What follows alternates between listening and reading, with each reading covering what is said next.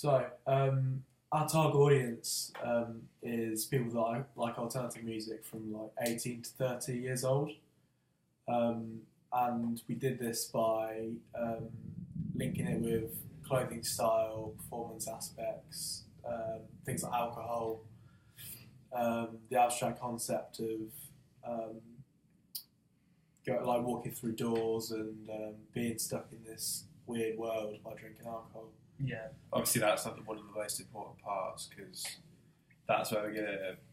That's what draws people. Yeah, that's the whole main point. idea. Because we're promoting the song. And we did things like I was wearing a Led Zeppelin top. Yeah. And a checkered shirt, sort of an alternative style. Mm. So it makes it more relatable for people then, which made them more likely to be interested in it if they're interested in that style. People that are a fan of that genre, they like guitars, they like the actual performance compared to say like because they'd be more into going to a live performance and watching the band, so it gives them a taste of that while watching the video. Yeah, exactly. And like people that listen to that music, like they love alcohol usually, like they go to gigs, drink alcohol, so it relates to them. Yeah, exactly. And as well, there's somewhat of a drug scene around that. The whole concept of tripping, which hallucinations through it, and that's which like is the main some theme. people in that might be exactly might make associations with. Right, so after producing the first draft, which was the introduction, we showed Mr. Atkin. Yeah, our teacher. Yeah, our teacher, because he was like the first person that came to mind, really. He's a teacher, so he knows... And he does a lot about the filming side of it. Cinematography, and just general like lighting and everything else. So he made some constructive criticism. We filmed that and put it on our blogs. Yeah. He talked to us about improving the lighting. Yeah, because it was quite orangey, wasn't it? Yeah, on the first shot. Yeah, it looked too warm, whereas it's supposed to be quite sort of like a dark feel, a negative feel. It's quite sinister. Yeah. And the props, he said that because we're using absinthe in it, because that was one of the main themes, because it's the Vivet is the green fairy in French, which is absinthe. Yeah. So he was drinking, because I was drinking absinthe in the video, just the way we prepared it. We had it in a fancy glass, but it was drank straight, and it wasn't. I gulped it. I didn't shot it properly. Yeah, it just wasn't authentic. It just wasn't right. When you're supposed to do it in a shot glass with like a sugar cube, like filter it through. Yeah, exactly. So he said that was important, and just a couple of shot changes as well. Yeah. Just to make it a little bit more interesting, like an over the shoulder maybe, pouring the absinthe. Yeah, we used much more sort of blues also in the post-production side of it. Yeah, exactly. Because again, that reflects the mood. So then we took his advice and went and did a second draft of this section. Just with all the corrections. Exactly, with all the corrections he made. So we brought some soft boxes to improve the lighting, and then changed the lighting to make it darker in Final Cut Pro, just by colour grading it properly. Yeah. But and then we made the absinthe drinking more authentic because we got a sugar cube and a what are they? It's like a filter. And poured it onto that, and also got a shot of me doing that as yeah. well. And we got a really good shot of the sugar dropping into the shot glass and dissolving in there. Yeah, and the then, depth of field, it looked really good. Exactly. It looked quite cinematic. Yeah, and then we took it back to him, and he said he thought it was much better. Yeah. And we took all those things into account, and we should do the lighting like that for the whole video because it worked really well. Yeah. But then maybe think about the colour grading. So then in different parts of the song we can make it lighter. Yeah. In different parts make it darker. To reflect the mood, yeah. So then after that, we pretty much got on. Oh wait, he said we could trope the drinking. Oh yeah. So doing the shots, he said we could repeat the shot of me drinking again and again. Yeah, he just thought it'd strengthen the narrative. Yeah, which to show we that I was agreed. getting drunk on it. Yeah. Yeah. But there wasn't really enough time to put it in. No. So we left that out for now because we knew that we could go back anyway. And we sort of went on and filmed the rest of the video. Yeah. So then we just did the rest of it really, taking into account what he'd said. And then when the final draft was done, we got him and our other teacher, we got Mr. Zadie, to look at it and see if they had any other feedback for us on it just before, so we could polish it off.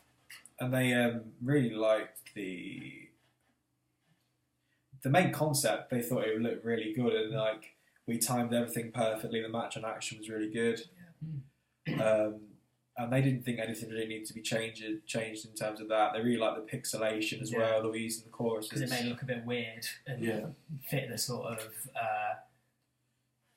it was the like hallucination, the weird sort of mood about it. Yeah. But then they did suggest that we should put like a montage in of the Charlie drinking shots, drinking.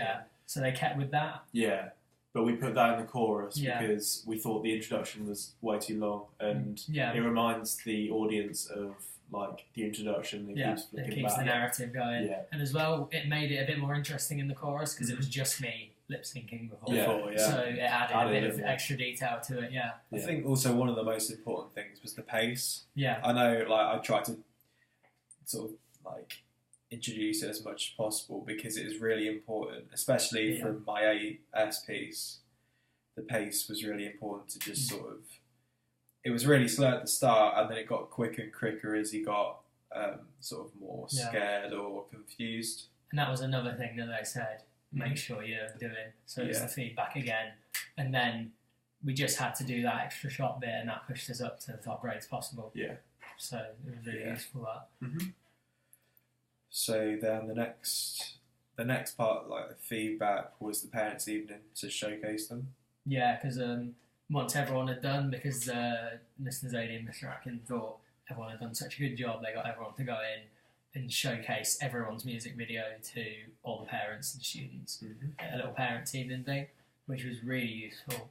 Yeah, all the feedback was really positive, and it was quite nice to see people's opinion that are outside of our target audience. Like all the parents, because they're a bit old for...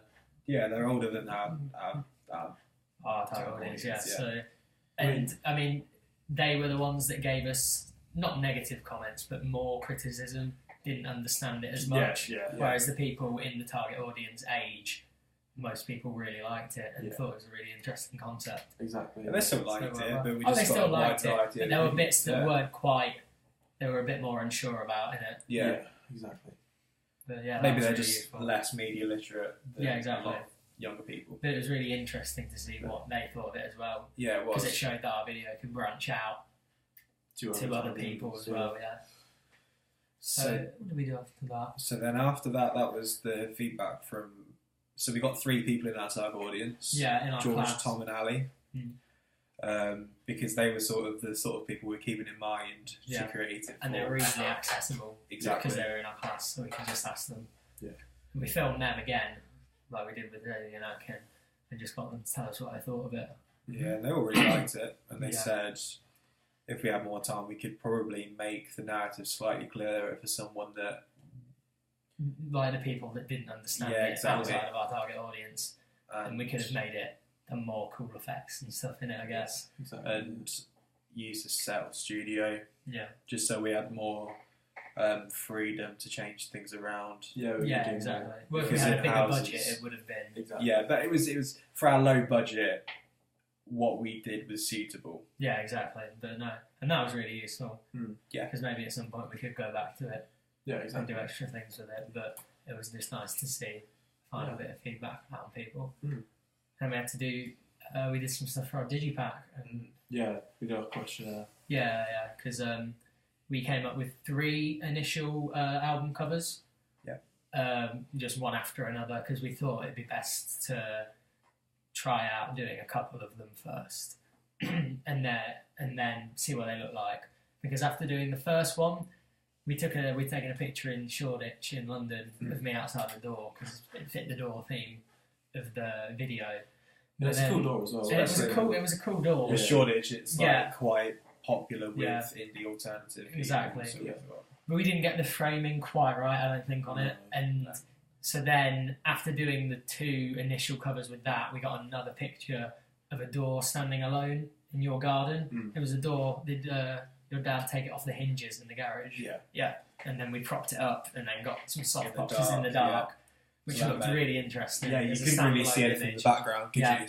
So we got those 3 and then did a little questionnaire people. We got 12 people in our class that were part of our target audience to just do the questionnaire to see what they thought about it. Yeah. And it was like overwhelming. Like the results were overwhelming on the side of the second picture. Just a little bit, yeah. With just the door standing alone in the middle. It was the third one actually. It was the third one, sorry, yeah. And it was because on the first question we asked them what did they think out of all of the 3 drafts was the best one, and we got I'd say about 80%, probably 85% said the last one. Yeah, most people, it was a majority of people like the last one, and then we asked them which with the one they'd chosen, if they thought it suited the alternative genre and looked like other alternative album covers. It was obvious from that the people that picked the last one. Yeah, it looked exactly. Again, authentic. around 90% of people said they thought it did, and then we just asked them if it was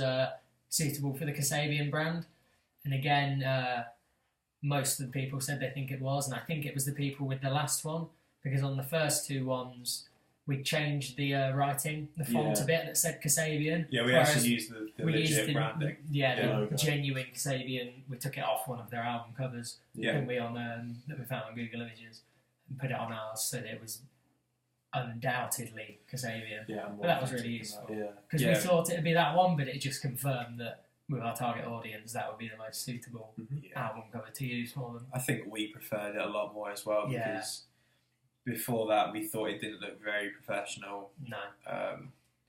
And also I think the effect we used on the other ones, that also made it look sort of quite unauthentic. Yeah, it looked a little bit cheesy, almost. Not professional. And then this just confirmed it, which was really it's useful. nice and basic. Also, Storm Ferguson had a massive impact on our colour as well on the last one because it is quite abstract in its nature. So that was and that's all the feedback we used. Really. Yeah, overall it was pretty useful, wasn't it? You know, and we got to understand more about what people thought, and pretty much. Yeah, just because it gave us loads of help, like with Mr. Atkin and Zadie, and even people in our class giving us the constructive criticism, which let us develop the video more and make it more suited to that audience. Yeah, it was also nice to see stuff outside of our audience. Exactly, and see what other people thought. So